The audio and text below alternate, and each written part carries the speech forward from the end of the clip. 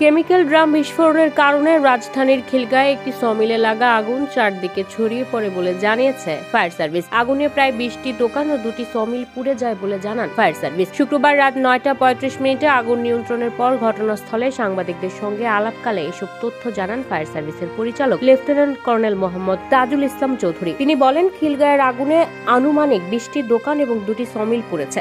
আগুনে হয়তো chemical drum বিস্ফোরিত হয়েছে, যার ফলে আগুন চারদিকে ছড়িয়ে পড়েছে। আমাদের 9টি ইউনিট কাজ করে আগুন নিয়ন্ত্রণে আনে, তবে ঘটনাস্থলে আরো 4টি ইউনিট ছিল, সেগুলো কাজ করতে পারেনি। এছাড়া আমরা এখন পর্যন্ত আহত ও নিহতের কোনো সংবাদ পাইনি।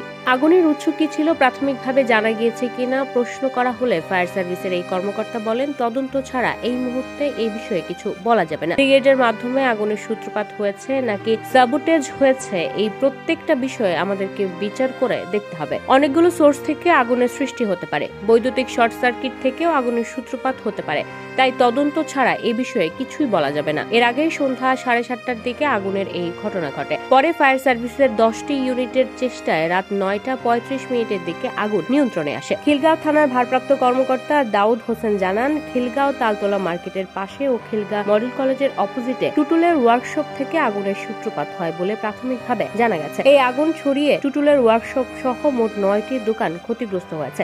এদের মধ্যে 8টি ওয়ার্কশপ ও একটি সমিল। আগুনের সময় কয়েকটি বিস্ফোরণের ঘটনা ঘটে। ধারণা করা হচ্ছে ওয়ার্কশপে থাকা বিভিন্ন ধরনের মালামাল আগুনের কারণে বিস্ফোরিত হয়।